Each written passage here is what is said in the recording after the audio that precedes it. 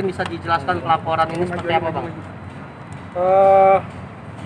Ya, terima kasih atas menunggu ya.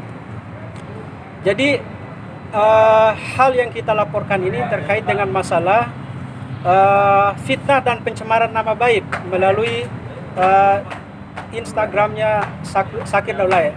Dan yang kita laporkan sendiri adalah Zakir Daulay itu sendiri. Korbannya adalah klien saya atas nama Agi Sugianto. Nah, di mana dalam status Instagramnya itu disebutkan dengan narasi bahwa akun YouTube Zakir Daulay beserta albumnya itu telah dibajak dan bukan dia yang mengupload lagu-lagu itu. Padahal tanggal 7 Februari 2020 akun itu telah dijual belikan, di mana sebagai pihak pembelinya itu adalah klien saya dan penjualnya adalah Zakir Daulay sendiri sebagai pemilik akun YouTube tersebut dengan harga 200 juta yang kemudian kita bayar itu per termin ya.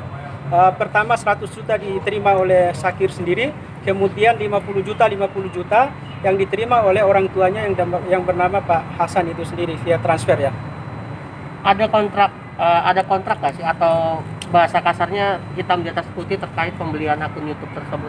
Ada, maka saya sebutkan tadi pada tanggal 7 Februari 2020 itu terjadi akad kontrak jual beli akun YouTube plus dengan kerjasama pengisian konten setelah pengalihan akun YouTube itu sendiri kan, dari pemilik asal ke pemilik baru, yaitu Pak Agi Sugianto sebagai pemilik dari label Proactive Group.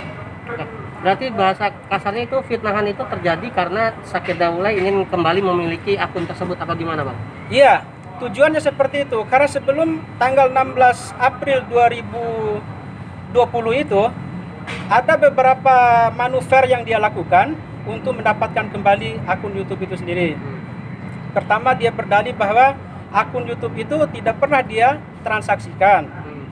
Yang ada uang 200 juta itu adalah pinjam meminjam. Mentah di situ, kemudian dia berusaha masuk ke masalah formalitas perjanjian. Dia menggunakan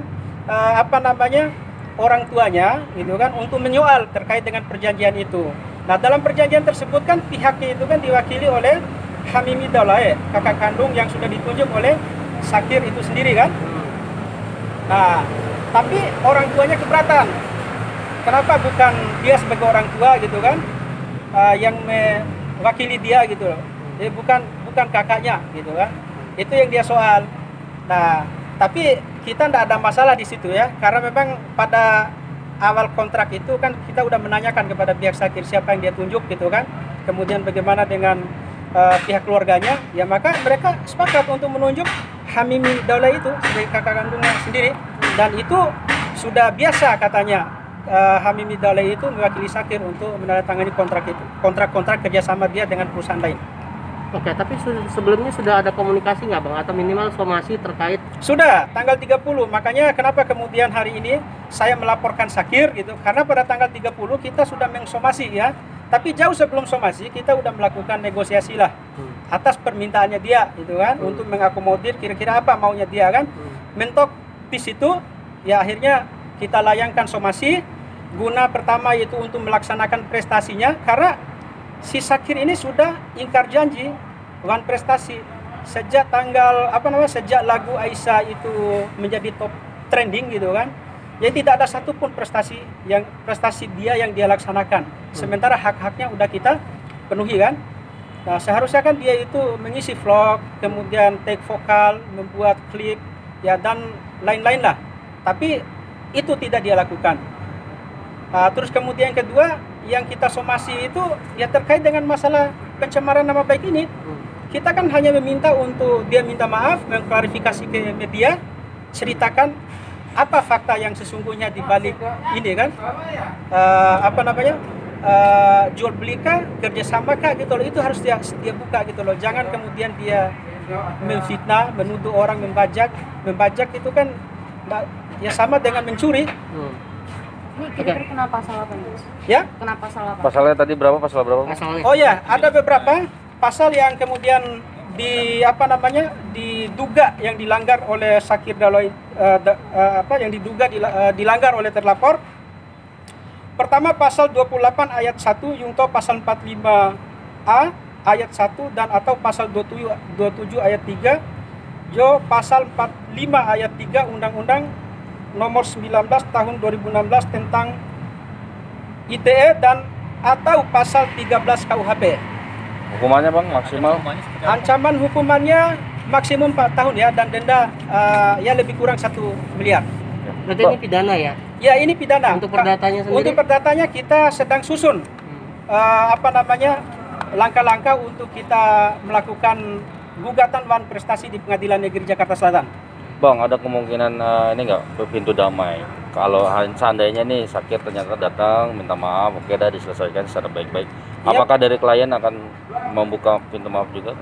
Ya sejauh ini gitu kan kita tetap membuka lah. Apalagi klien saya itu kan kebaikannya itu di atas rata-rata gitu loh. Jangankan Zakir lah yang sudah dikenal kemudian pernah ya kerjasama gitu. Orang yang tidak dia kenal pun gitu kan.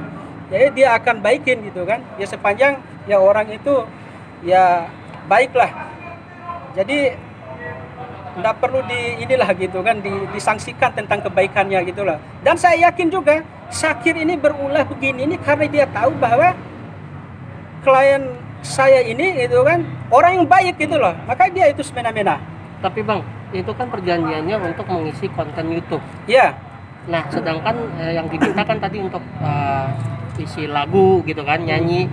Apakah Zakir juga ada di dalam kontrak label dari Pak Haji sendiri? Iya, kita kan begini. Awalnya kan kerjasama untuk publishing lagu-lagu ya gitu kan. Kemudian lanjut ke kesepakatan jual beli akun YouTube gitu kan. Nah, jual beli akun YouTube ini kan bukan kita beli putus begitu saja gitu loh. Kepemilikan YouTube-nya iya, tapi kan setelah itu ada kewajibannya dia ya.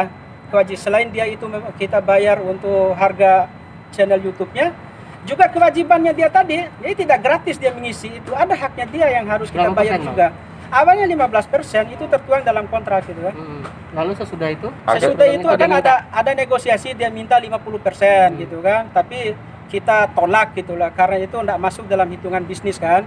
Nah akhirnya jatuhlah kesepakatan itu kan 25%, dia pun udah terima. Tapi ada hal-hal lain yang kemudian dia minta yang nggak masuk akal gitu loh. Bagi kita itu aneh gitu kan. Hal lainnya seperti apa? Yang pertama kan begini, masalah akun YouTube itu kan yang kita beli kan akun YouTube itu kan namanya Zakir Daulay, kemudian subscribe-nya, kemudian konten-kontennya gitu loh. Itu yang dia minta, nama akun YouTube-nya itu harus diganti, jangan pakai nama Zakir Daulay. Ya supaya dia bisa bikin akun YouTube baru.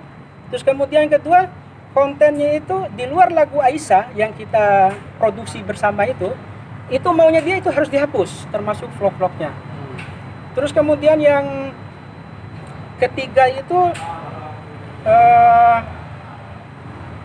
dia minta ya royalti RBT dengan persentase yang sangat besar lah gitu kan, yang memang tidak masuk di hitungan kita gitu loh. Jadi ketika kita ya menganalisa penawaran dia seperti itu, nah ini rupanya tidak ada itikat untuk mau selesaikan masalah gitu loh. Ya, menutup pintu damai nggak? Ya? Menutup pintu damai itu? Ya, menutup pintu damai karena kita tahu dia juga kan sudah kontrak kerjasama dengan perusahaan label lain. Gitu. Oh, berarti intinya dia tidak mau bekerja sama dengan label Agi, lalu dia kerjasama sama label lain? Iya, seperti itulah. Karena memang sebelum dia kontrak dengan label Proaktif, dia itu lebih dulu itu kontrak dengan perusahaan lain. Itu pun kita ketahui sejak lagu Aisyah itu booming gitu loh. 2 bulan setelah kontrak. Kita udah nanyakan dari awal dengan siapa saja dia kontrak, dia bilang tidak ada dan hanya maunya dengan Proaktif aja.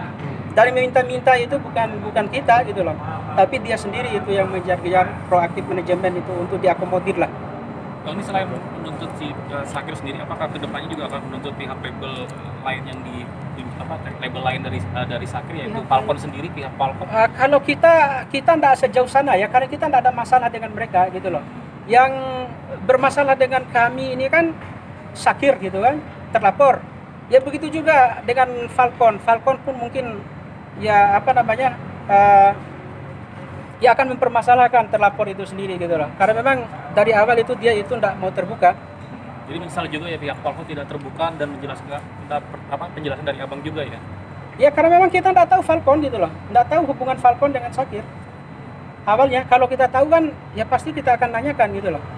Tapi karena tidak ada informasi yang kita terima gitu kan, jadi kita itu enggak ini, kita udah korek-korek.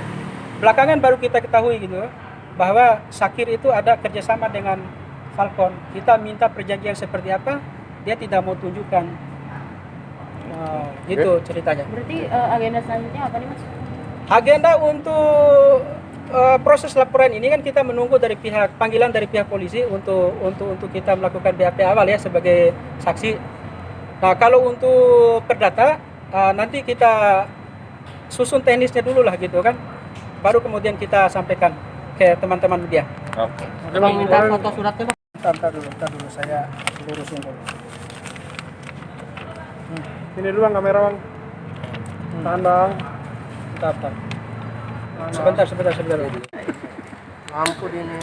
Ini jadi bebayangan tuh pakai lampu tuh. Iya sih bebayang. Ya, nggak apa. Ini belum. Bang. Belum. Udah Nil. Tahan bang ya. Sedikit bang, saya mau ambil nama sakit daulah ini. Tahan dulu.